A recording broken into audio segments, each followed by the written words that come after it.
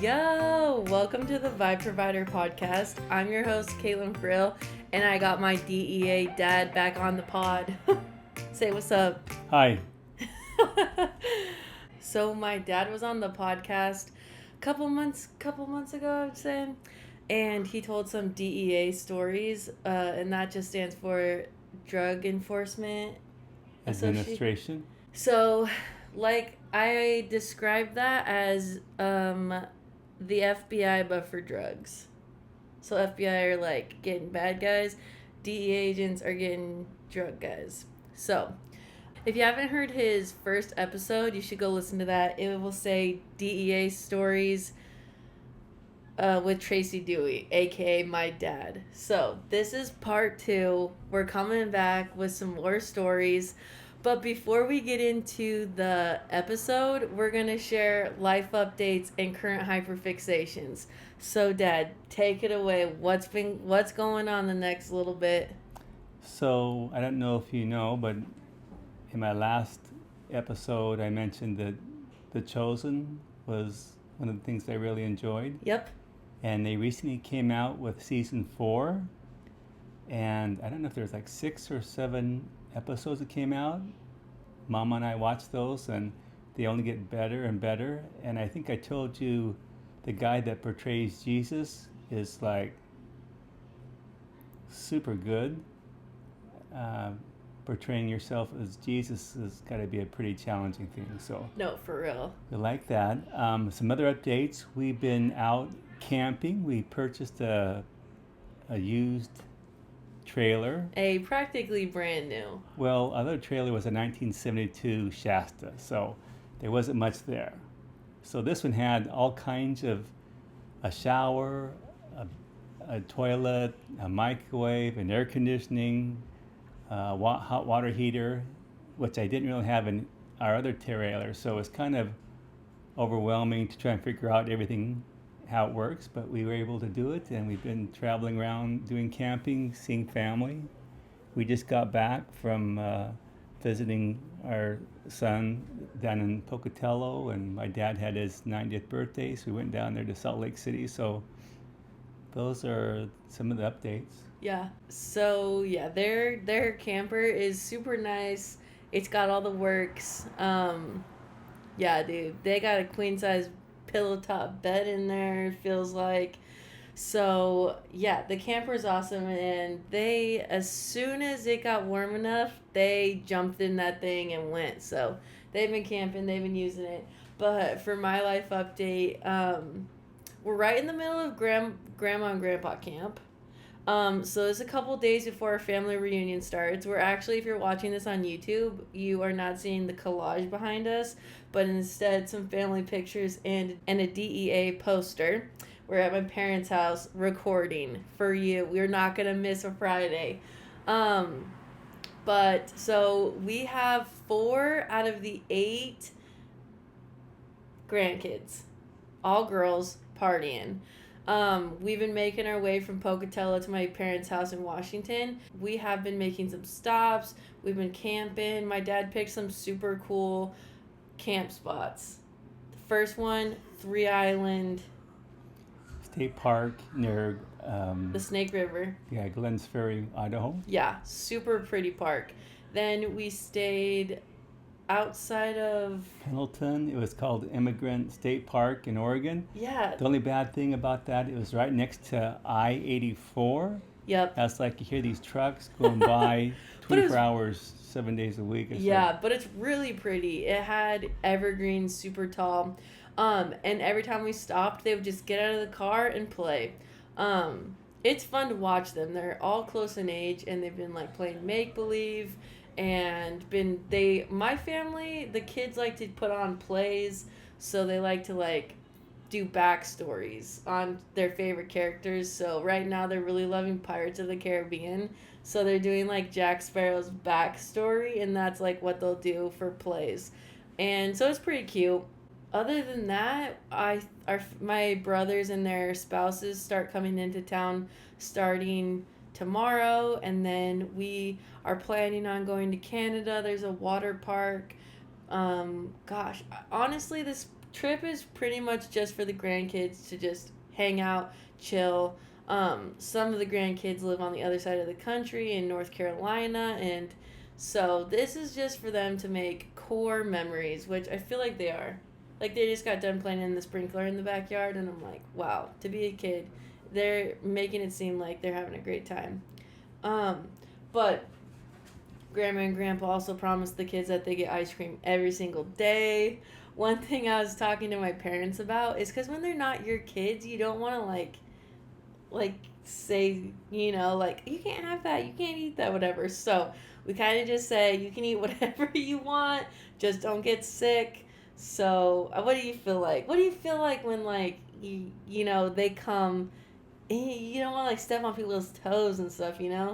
Yeah, and it's interesting you brought that up because they were eating a lot of candy and junk food, and I think one of our granddaughters kind of OD'd on the sweets, and the next Yeah, morning she had like a horrendous stomach stomach ache ache and and threw up and stuff. But she's doing fine now. But yeah, being a grandparent or an aunt, we want to make sure our grandkids are enjoying their times and let their you don't want to parents like deal with the. yeah, you don't want to like put a damper on the mood, like you can't have that, no, we're done with snacks. Like it's hard because like we'll be close to lunchtime and they'll be like, Kit Kat, can I, oh, Kit Kat's my name in my family, and they'll be like, Kit Kat, can I have a snack? And I want to be like, bro, we're gonna eat lunch, but at the same time it's like, oh, I don't know. And we're pretty good about making sure if they don't like what is in front of them, we'll find something that they will like. We want to make sure that when they come to grandma and grandpa's that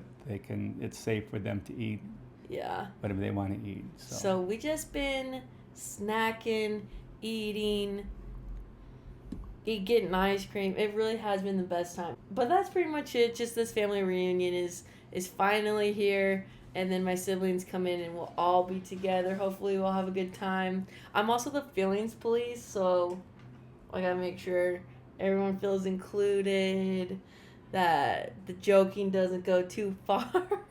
And it was Caitlin that pretty much got us together to do a family I tried. reunion. So My parents got home from a 2-year church mission back in October, and before they left, my mom's like, okay, you're in charge of getting everyone together. And I'm like, what? So we're trying our best. Not everyone can make it. I have a brother that's in residency, and like Kala, my husband, has work and stuff. So almost everyone's here. But moving on, what is one of your current hyperfixations at the moment? bike riding. Okay. I like to go up to the Canadian border and just go riding along the countryside, the dairies, the berry fields. I went up this morning, and I like doing that first thing in the morning early when it's not too busy and it's not too hot. Mm-hmm. And I just bought a used cruiser.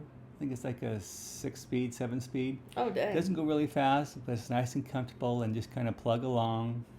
And yeah, I go out for about maybe an hour and 20 minutes. It's Okay. about 15 miles and Oh, come that's back. And so I kind of did that. I had another bike. I like to have too many bikes. And they're not expensive bikes, but anyway, I like to go on bike rides. And so this is one I just recently bought maybe about 3 weeks ago. So. Okay, you didn't let us know that you got something new. For me, I just got Olivia Rodrigo concert tickets from a friend, and it's a sold out show in Salt Lake. And boy, am I excited! I'm gonna have to figure out I'm like hyper fixating. Like I gotta start listening to her albums. I gotta start memorizing the lyrics so I could be singing along. I gotta figure out what my outfit's gonna be. And then, so I'm really excited. I just keep thinking about that. And then another thing is one of my current hyperfixations last week was, so I have a favorite bag, and it's called Bagoo. It's that pink bag I wear. I have a lot of them. That's just one of them. And they're coming off the fall collection, and royal blue was part of that, and a checker print bag. And I was like, oh shoot. And they dropped it sooner than I thought they would, so I literally had to purchase. So I got a medium checker print crescent bag, and then I got a medium cargo bag royal blue. Well, I can see where you get that from because I like fanny packs and Merces. Yeah, For men. yeah. Merces for men. So I did follow through with the current hyperfix. I did follow through with a current hyperfixation from last week, so we secured the bags. Okay, but moving on to topic time. That was pretty quick, but we gotta do another round of the DEA stories. Oh, that was my phone. Sorry, everyone. Okay, where do you want to start? I guess it might be helpful for people to realize that to work the cases that we were working, we were responsible for the high level drug traffickers. So not the street level type, even though eventually if they don't get caught, they become successful and upper level drug dealers. But in order for us to get the top dealers, you usually have to have an informant. Okay. And so we were required to have informants for our job performance. And then remind us what an informant is again. So an informant is someone that is working on behalf of the government, and they are helping us to gather evidence on a suspect. Okay. And usually they are people who have been arrested for drugs or other serious crimes. And so in order for them to get leniency on their sentence, they have to help us catch a bigger fish. Yeah. So most of these people in that circumstances are not somebody that you'd want to have over for family dinner or whatever. They have some history and some challenges and some criminal history background. Mm-hmm. But in order to get the top level drug dealers, you have to have somebody that they would trust, and they're not going to trust anybody they don't know. And they know if somebody that's been in jail or in prison, then they're more likely to open up and work with them. So yeah. Where are we starting? I guess there's a confidential source informant that I had just a few years before I retired, and he had a pretty lengthy criminal history record.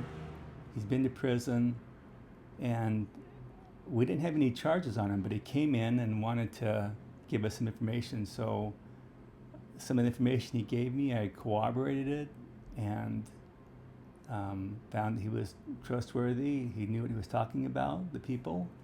And so I ended up signing up as a confidential source, and he gave us a lot of good, solid information. But it was kind of sad because towards the end of the time, maybe he had worked 2 or 3 years, you don't go around telling people that you're an informant for the DEA. Yeah. That's not a bad thing. I mean, that is a bad thing. And I think what happened, I got a call from his girlfriend that said he was telling everybody that he worked for the DEA and that, he could control what we were going to do, when we were going to arrest anybody. And when I heard that, I said, no, I got to shut him down real quick. Yeah. And so I ended up calling him and said, this is what I hear.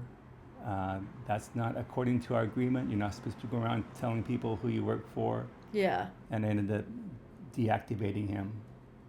And I really liked him because, I don't know, he just had a good personality, but he just kind of... It all went to his head.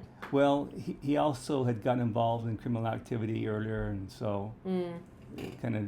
But what was sad is he ended up dying. And it was a suspicious death. He had drowned, but he was a deep sea fisherman. Oh yeah, that is a little odd. So we got a true crime story on our hands. Yeah, I don't know if he was using drugs at the time and with other people and went out there and ended up drowning. But it was kind of sad. But anyway, that was one of the other informants. There was one I had in Ohio. He was quite good. He was an older black gentleman, probably in his 50s. He had a nice barber shop, but he was having drugs shipped and we ended up intercepting them as a bunch of heroin. We ended up arresting him, and in order for him to get some consideration, he was an informant, and he hooked us up with several large-scale Mexican drug traffickers in the area. Sheesh. And took off quite a bit of drugs and quite a bit of dealers that were doing that. So Heroin is pretty hardcore stuff. yeah, and what's kind of interesting about this informant is he was dressed immaculate. I mean, he just wore a suit and sharp and everything. And one time I had him come in because we have to debrief them every so often. And I said, I need to do a search.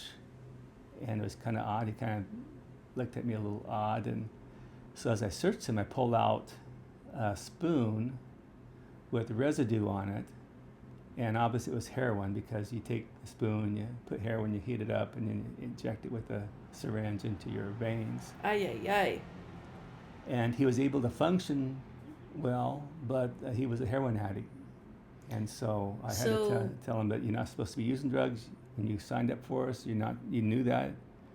But anyway, in order for him to get off a reduced charge, he had to do something. He did a nice job, but Ay, ay, ay. Sometimes they just go back to the dark side.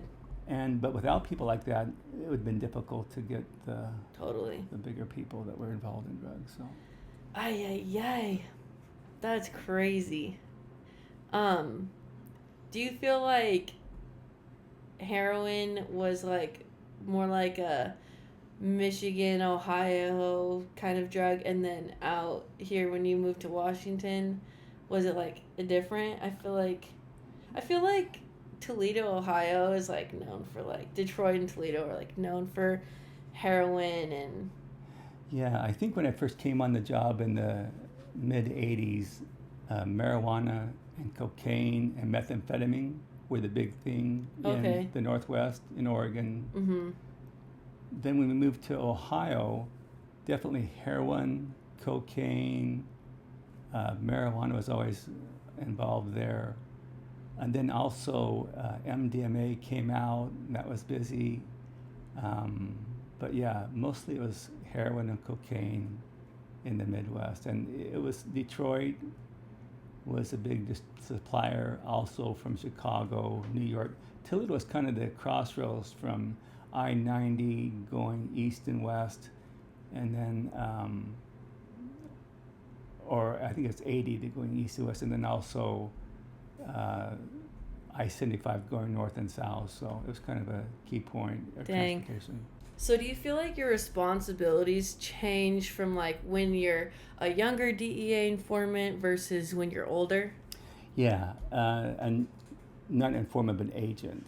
Agent. Oh, yeah. Sorry. Yeah, so when you're first on the job, you're required to do certain things. So you probably have to be able to do some undercover work.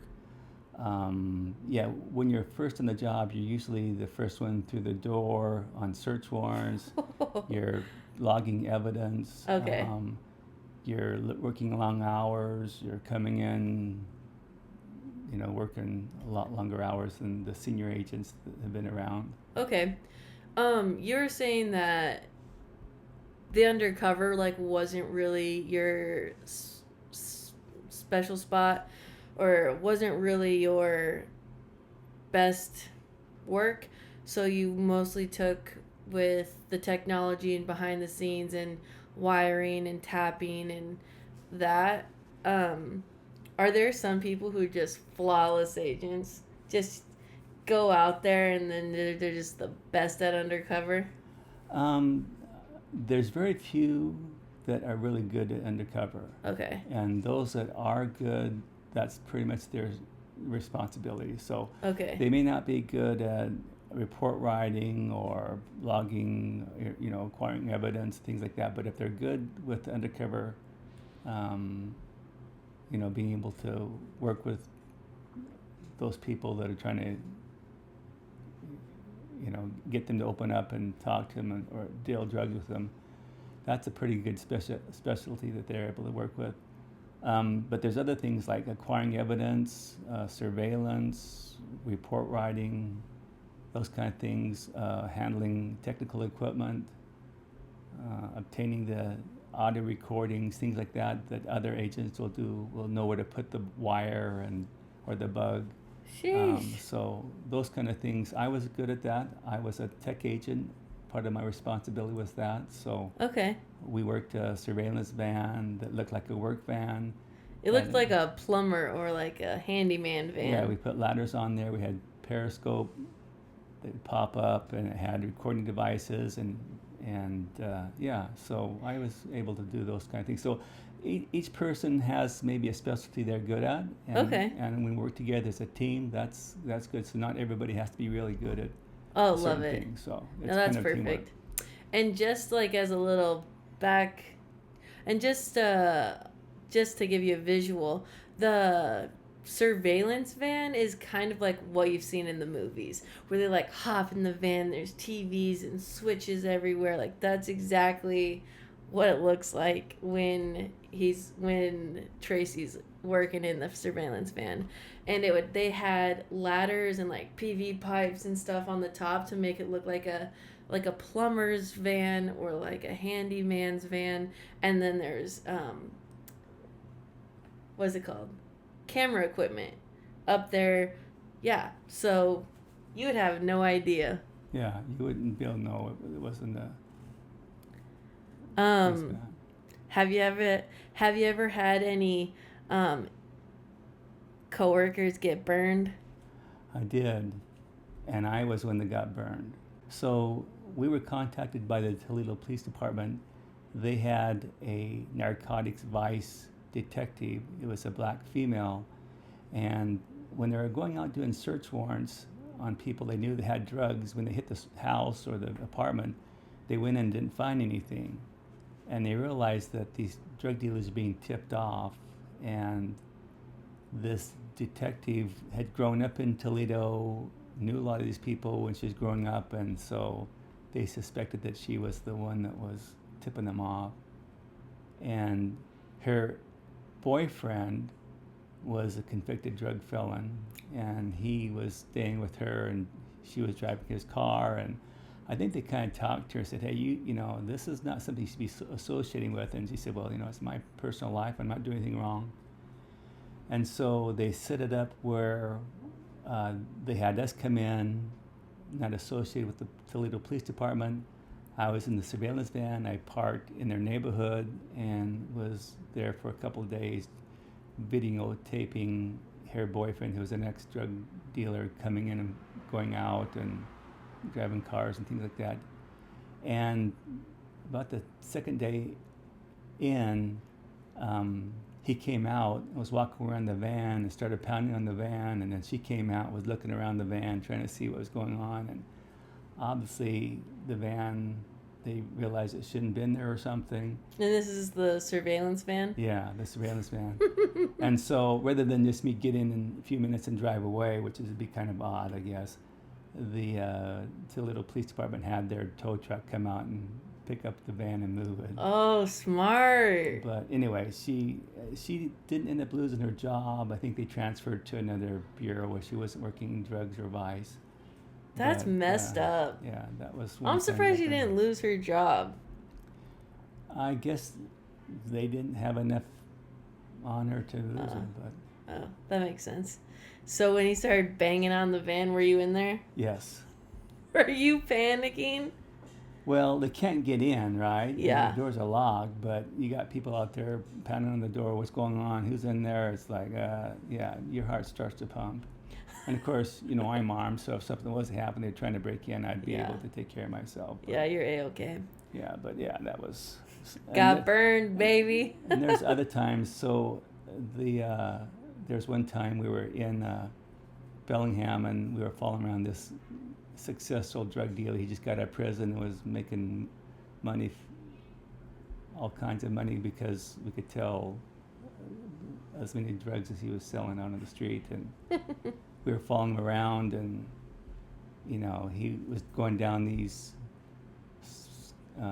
residential streets and making lefts and right, and then we pull up to a stoplight next to him, and he goes over there and kind of points at me like, you know, you're the man. And so I didn't end up being out on the surveillance anymore after that. But we ended up doing a wiretap on him. So I was inside the office listening to the phone calls, and he was referring to cars as, but it was methamphetamine and cocaine. So a car was an ounce of either the heroin, Oh, and then sheesh. glass was considered glass was methamphetamine or crystal meth. Okay.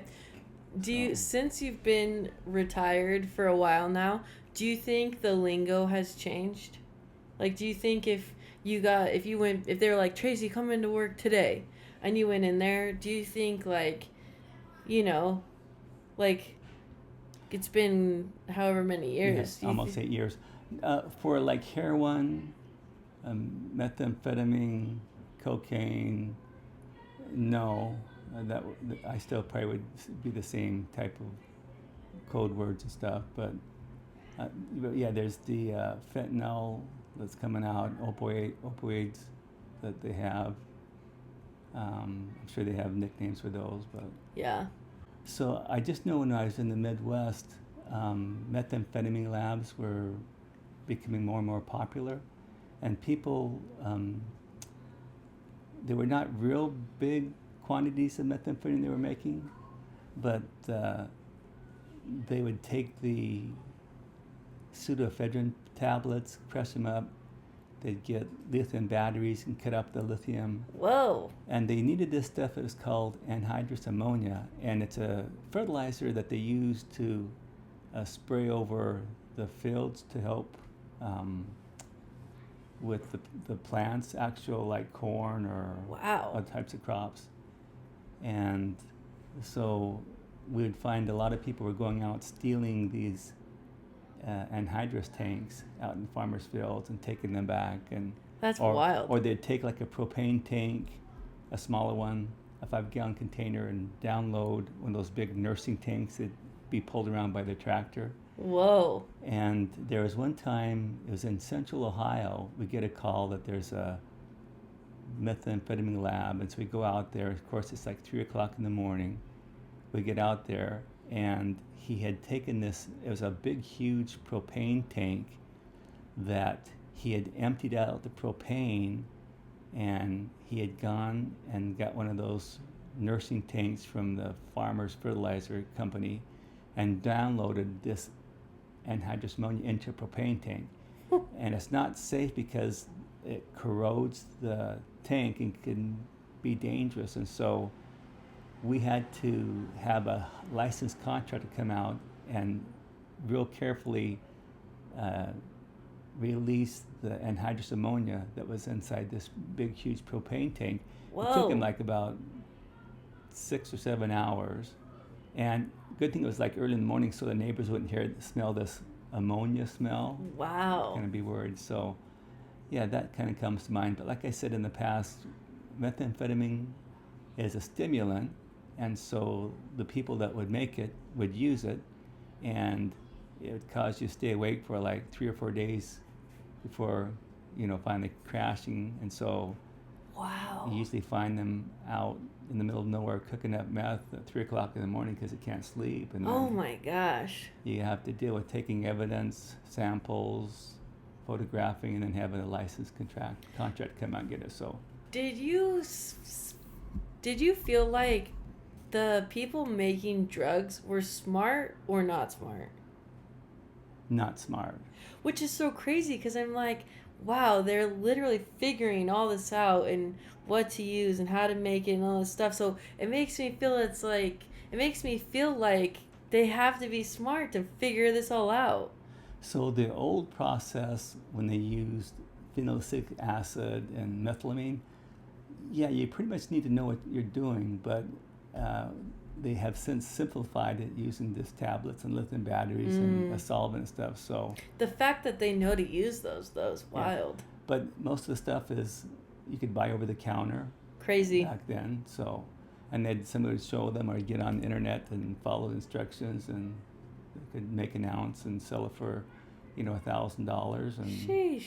also have a little bit to use themselves, and they're So, how can you sell drugs for that much when I feel like the people who, I guess, if we're kind of just like judging a book by its cover, it's like you think a lot of like homeless people are doing drugs. How are they affording it? Yeah, so back when I was working, a gram of methamphetamine would go for like maybe $100 a gram. And so you could take that and then cut that, and usually a quarter gram is a dosage usage. Mm-hmm. So, you take that and break that up and put a cutting agent into it, and you could sell it for, $25, and you could maybe take, with a cutting agent, you could maybe like triple your money by adding a cutting agent and then selling it, so to $25. So it becomes affordable. It becomes affordable. Dang. The only thing is, though, the more you sell, the more likely you are going to get caught. Yeah. So. Wow. Do you have any coworkers that had some crazy stories? I guess some things that kind of is too bad is there was a time when there was a task force agent that we worked with out in Ohio. I think it was in Lima, and he had been on the job for like 25 years, and he ended up losing his job because he was on a search warrant, and they were searching, and he came along some money, and rather than taking in his evidence, he put it in his pocket. Ay, ay, ay. Yeah, ended up losing his job, and it was only for like maybe under $500. Lose your job security for $500? And usually when you go into a room to do a search, you have another person in there with you to verify what you've seen. And Ay, ay, ay. I think this particular situation, I think they were shorthanded. One guy was in there searching. He found the money, put it on the bed, went to go get the camera, and when he went back to take a picture for evidence, the money was gone. Oh. And so he kind of said, okay, there was some currency here that maybe somebody inadvertently picked up or something. Can you bring it back here so I can take a picture of it? And nobody did. And that's when things kind of went bad, and they ended up finding that this guy had done it on other occasions too, probably. Okay, so it makes sense then. And he'd been on the job, 20 years and had a family, and it was kind of sad to see that happen. Dang, that is a bummer. So you do, and there are situations where some cops or agents go bad and end up, thinking that they can get away with taking some money, and ends up going to prison or losing their job. So yeah, that does happen, but very rarely. Dang. Okay, guys. Well, we have our nieces outside of the door kind of pointing us to get out of here so we can go watch the play they've rehearsed for us. So thanks again for listening, and Dad, thanks again for sharing some DEA stories. We're going to post a video on the Instagram and TikTok of some of his memorabilia and work stuff, so if you're interested, you can go watch it. Anyways, thanks for listening, and we'll see you guys next week. Bye.